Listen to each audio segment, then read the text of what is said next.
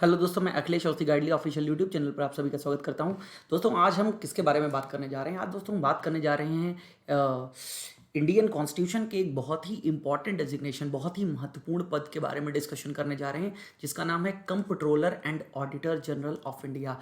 भारत का नियंत्रक एवं महालेखा परीक्षक, इस पद के बारे में आज हम बात करने जा रहे हैं बहुत ही डिटेल में कि क्या होता है सीएजी और क्या करता है सीएजी, किस तरह से इसकी नियुक्ति होती है।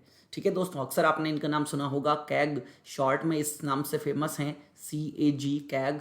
ठीक है, तो आज हम जानेंगे कि क्या करता है कैग, ठीक है, कैसे इसकी नियुक्ति होती है और क्या क्या योग्यताएं आवश्यक होती हैं इसकी नियुक्तियों के लिए, तो हम जानेंगे। तो बढ़ते हैं आगे अपने सेशन की तरफ।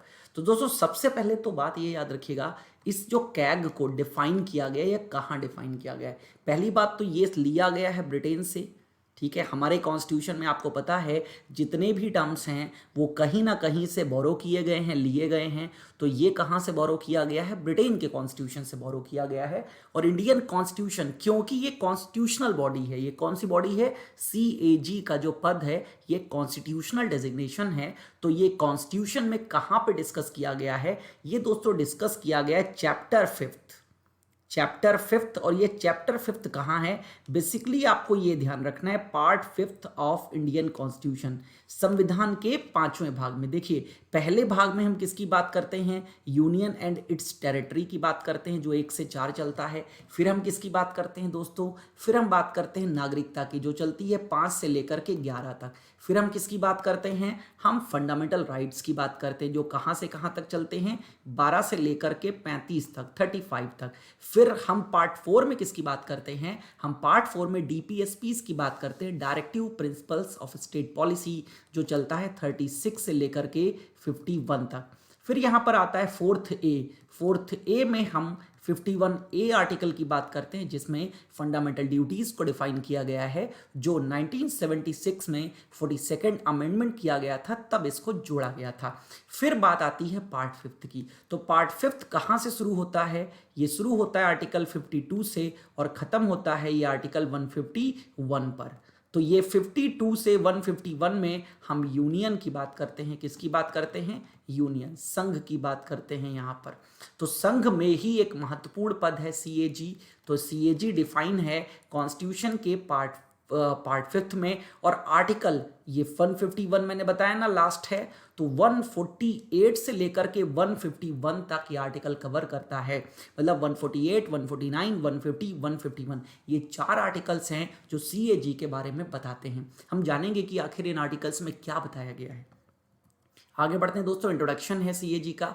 तो सबसे पहले तो आप एक बात समझिए, ठीक है, वो ये कि एक बहुत ही महत्वपूर्ण पद, जब हम डेमोक्रेसी की बात करते हैं, किसकी बात करते हैं? डेमोक्रेसी। डेमोक्रेसी का मतलब है लोकतंत्र। लोकतंत्र अच्छे से चले तो कुछ बॉडीज ऐसी हैं जिनका इंडिपेंडेंट होना बहुत ही जरूरी होता है, जिनका स्वतंत्र होना बहुत जरूरी होता है। उसमें से सबसे पहले अगर हम बात करें तो जुडिशरी।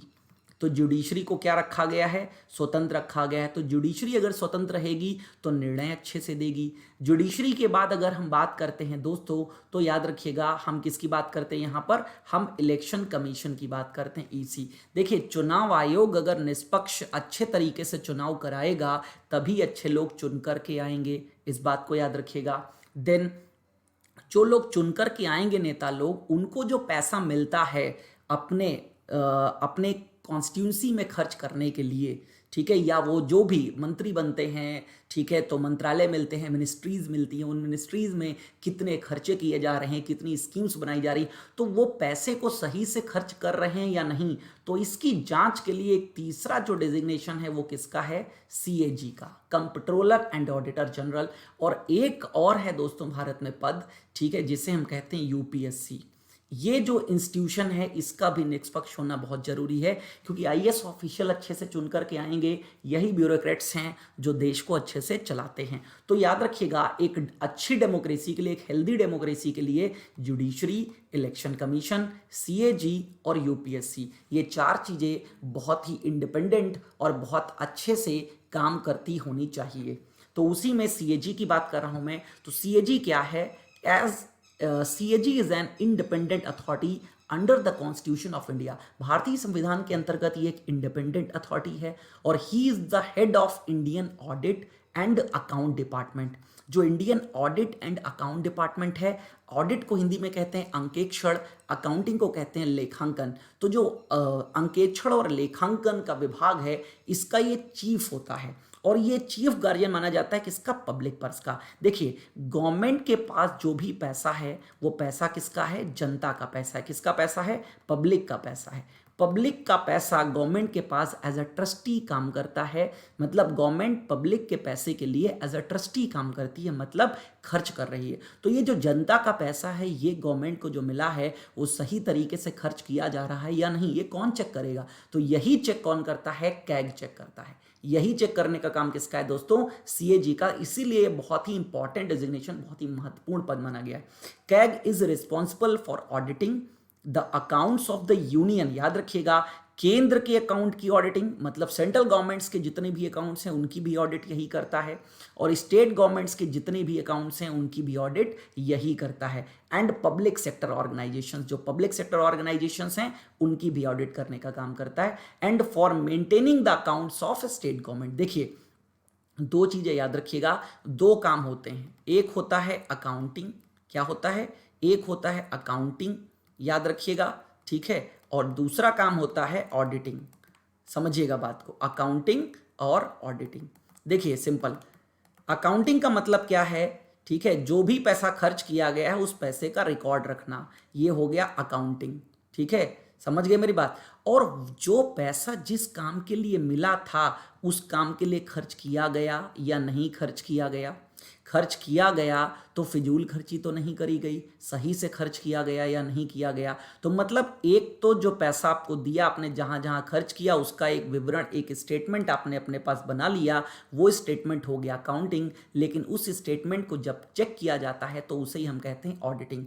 तो याद रखिएगा दोस्तों, अकाउंटिंग और ऑडिटिंग ये दोनों काम स्टेट गवर्नमेंट के लिए कौन करता है? सीएजी करता है। लेकिन सेंट्रल गवर्नमेंट की अगर मैं बात करता हूं तो सेंट्रल गवर्नमेंट में ये सिर्फ कौन काम करता है? ये सिर्फ ऑडिटिंग का काम करता है। अकाउंटिंग का काम करने के लिए यहां पर एक डेजिग्नेशन है जिसे सीजीए के नाम से जानते हैं। किस नाम से जानते हैं? सीएजी की। ऑडिटिंग सेंट्रल गवर्नमेंट की कौन करता है दोस्तों? भूलिएगा मत, कैग करता है। ठीक है, और सेंट्रल गवर्नमेंट की जो अकाउंटिंग है इसके लिए ये सीजीए डेजिग्नेशन बनाई गई है, और ये डेजिग्नेशन बनाई गई थी 1976 में। मतलब 1950 से लेकर के 1976 तक अकाउंटिंग और ऑडिटिंग दोनों काम, अकाउंटिंग और ऑडिटिंग ये दोनों काम कैग ही करता था सेंट्रल गवर्नमेंट के लिए। ठीक है, 1976 में चेंज कर दिया गया, तो अब स्टेट गवर्नमेंट के लिए ये अकाउंटिंग नहीं करता है। सेंट्रल गवर्नमेंट के लिए अकाउंटिंग नहीं करता है। सेंट्रल गवर्नमेंट के लिए अकाउंटिंग करने के लिए सीजीए का डेजिग्नेशन है जो मिनिस्ट्री ऑफ फाइनेंस के अंतर्गत आता है। लेकिन स्टेट गवर्नमेंट के लिए ये अकाउंटिंग और ऑडिटिंग दोनों का ही काम करता है। इस बात को अपने दिमाग में रखिएगा। Then the reports of CAG are taken into consideration by the public accounts committee। देखिए, जो सीएजी है ये जब भी ऑडिट करेगा, ऑडिट करने के बाद एक रिपोर्ट बनाता है। उस रिपोर्ट को किसको सौंप देगा? उस रिपोर्ट को सौंप देता है राष्ट्रपति को, और राष्ट्रपति उस रिपोर्ट को कहाँ सौंप देते हैं? संसद में। और फिर संसद की एक समिति है जिसका नाम है पब्लिक अकाउंट्स कमेटी, हिंदी में कहते हैं लोक लेखा समिति, वो इसको चेक करती है। अभी डिटेल में डिस्कशन मैं करूंगा। Then CAG enjoys the same status as a judge of Supreme Court of India। मतलब कैग का जो डेजिग्नेशन है वो सुप्रीम कोर्ट के जो जस्टिस होते हैं उनके डेजिग्नेशन के बराबर माना जाता है। आई होप इतनी बातें आपको क्लियर हो गई होंगी दोस्तों। देन कौन नॉमिनेट करता है कैग को? तो याद रखिएगा, कैग बनता कैसे, कैग की नियुक्ति, तो जो मिनिस्ट्री, जो काउंसिल ऑफ मिनिस्टर है, जो मंत्री परिषद है, मंत्री परिषद की क्या होती है? एडवाइस होती है। और क्योंकि आप जानते हैं वो जो काउंसिल ऑफ मिनिस्टर है, उस काउंसिल ऑफ मिनिस्टर का हेड कौन होता है? हेड होता है पीएम। तो पीएम ही नॉमिनेटर होता है। और इन्हीं की एडवाइस पर, मतलब काउंसिल ऑफ मिनिस्टर की एडवाइस पर कौन अपॉइंट करता है, आगे देख लेते हैं। अपॉइंटमेंट करता है प्रेसिडेंट। कौन करता है अपॉइंटमेंट? प्रेसिडेंट अपॉइंटमेंट करता है। The controller and auditor general of India is appointed by the president of India following a recommendation by the prime minister. ठीक है, रिकमेंडेशन जाती है प्राइम मिनिस्टर की, सिफारिश जाती है, उस सिफारिश के आधार पर प्रेसिडेंट नियुक्ति करता है। On appointment he or she has to make an oath or affirmation before the president of India। obviously याद रखिएगा, जब कोई अपॉइंटमेंट होता है तो अपॉइंटमेंट के बाद अपने डेजिग्नेशन पर जाने के लिए एक शपथ लेनी पड़ती है, ओथ लेनी पड़ती है। और जितनी भी ओथ एंड अफर्मेशन हैं जो कॉन्स्टिट्यूशनल डेजिग्नेशन पर लोग हैं, उनको डिफाइन किया जाता है कॉन्स्टिट्यूशन के शेड्यूल 3 में। कहाँ डिफाइन किया जाता है? शेड्यूल 3 में, तीसरी नंबर की जो अनुसूची है, ठीक है, तीसरी नंबर की जो अनुसूची है उसमें डिफाइन किया जाता है, याद रखिएगा। तो शेड्यूल 3 में डिफाइन किया जाएगा, अनुसूची 3 के अंतर्गत शपथ लेता है। शपथ कौन दिलाता है? याद रखिएगा, प्रेसिडेंट ऑफ इंडिया। देन कितना कार्यकाल होगा? तो याद रखिएगा, इनका जो कार्यकाल होता है वो होता है 6 ईयर्स और up to the age of 65 years. मतलब ये है, अगर कोई व्यक्ति 60 ईयर्स में बनता है तो 6 साल पूरे करेगा तो कितने हो जाएंगे? 66 तो नहीं, दोनों में जो पहले आए, मतलब 65 पे रिटायर हो जाएगा। लेकिन अगर अपॉइंटमेंट होता है, ठीक है, और उसकी एज अपॉइंटमेंट के समय कितनी होती है? अपॉइंटमेंट के समय मान लीजिए एज है 51, अब वो 6 साल पूरे कर लेगा तो कब रिटायर हो जाएगा? 57 की एज में रिटायर हो जाएगा। तो मतलब दोनों में जो पहले आए, चाहे 6 ईयर्स पहले आए चाहे 65 ईयर्स। अब देखो एलिजिबिलिटी के बारे में क्या बताया गया है कि neither the constitution nor the CAG act prescribes qualification for the appointment of CAG. देखिए, कॉन्स्टिट्यूशन में कहीं पर भी कैग की एलिजिबिलिटी के बारे में नहीं बताया गया है कि जो कैग बनेगा उसकी एलिजिबिलिटी क्या होंगी, योग्यताएं क्या होंगी।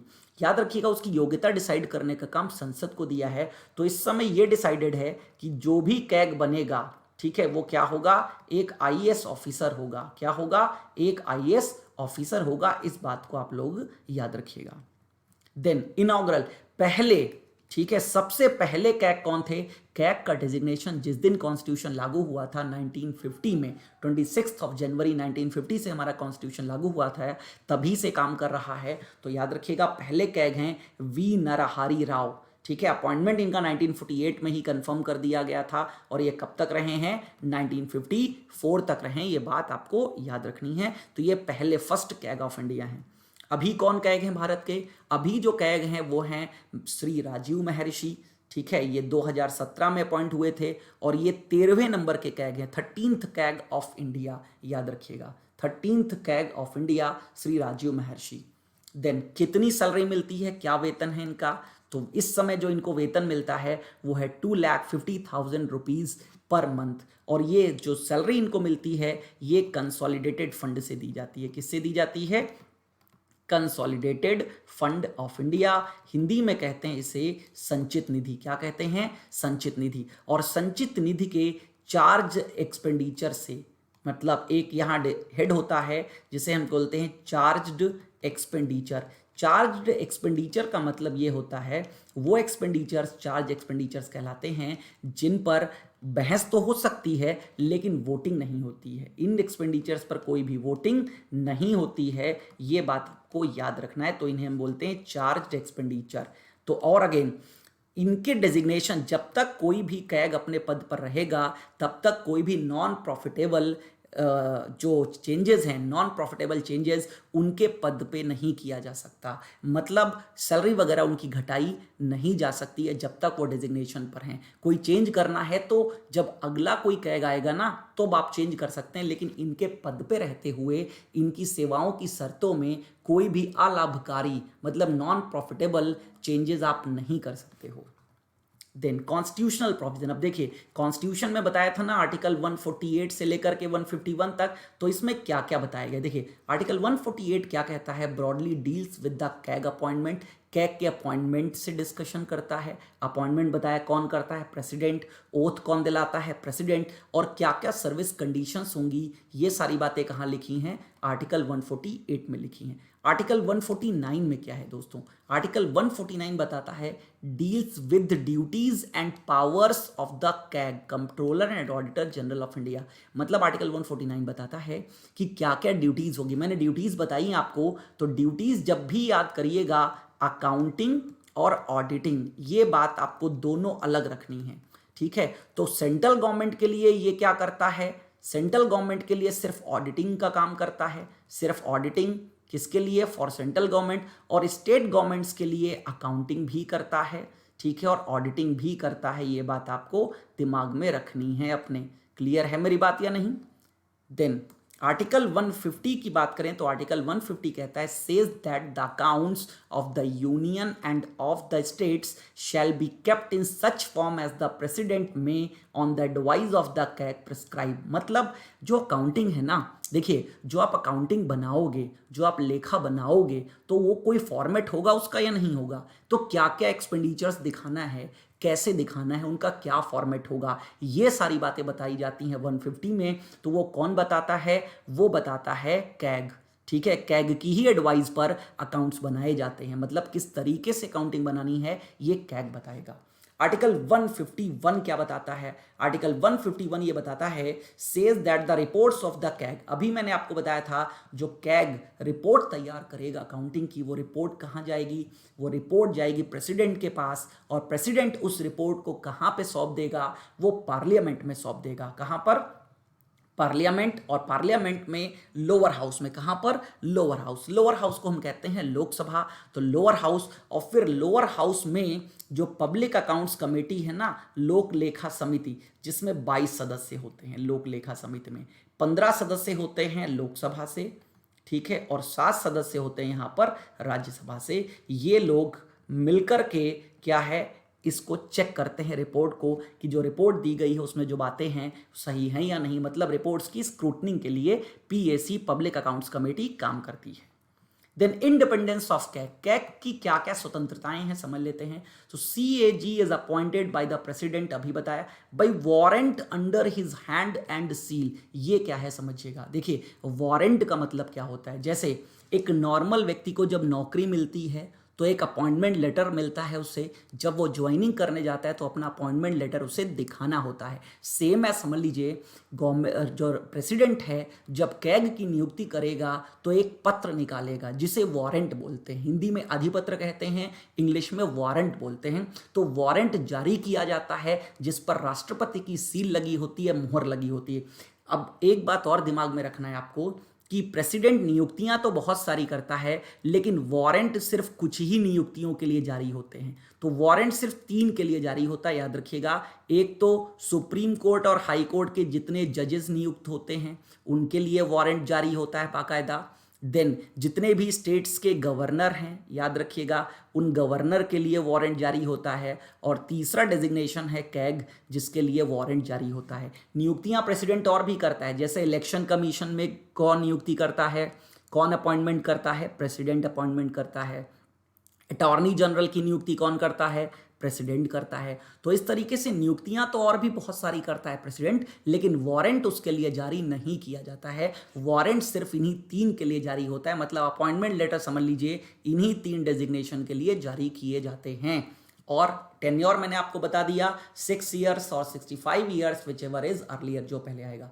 Can be removed. अब अगेन ये जो सीएजी है इसको कैसे हटाया जा सकता है? तो removed by the president only in accordance with the procedure mentioned in the constitution, that is the manner same as removal of a supreme court जज। देखिए इसकी जो डिजिग्नेशन है वो अभी बताया कि सुप्रीम कोर्ट के जज के बराबर मानी जाती है, तो इसका रिमूवल भी उसी प्रोसेस से होता है, ठीक है। अब अगेन जजेस जितने भी रिमूव होते हैं उनकी प्रोसेस बताई गई है 124(4) में। तो अगेन ये जो आर्टिकल है कॉन्स्टिट्यूशन का, ये बताता है किस तरीके से एक जज को रिमूव कर सकते हो, ठीक है। नॉर्मली मैं आपको बता देता हूं कि लोकसभा या राज्यसभा दोनों ही जगह में से कहीं से भी प्रोसेस शुरू हो सकती है, बशर्ते राज्यसभा से प्रोसेस शुरू होगी तो कम से कम 50 लोग उस लेटर पर साइन करेंगे जो प्रपोजल आएगा उसको हटाने के लिए, और लोकसभा की बात करें तो कम से कम 100 लोग उस पर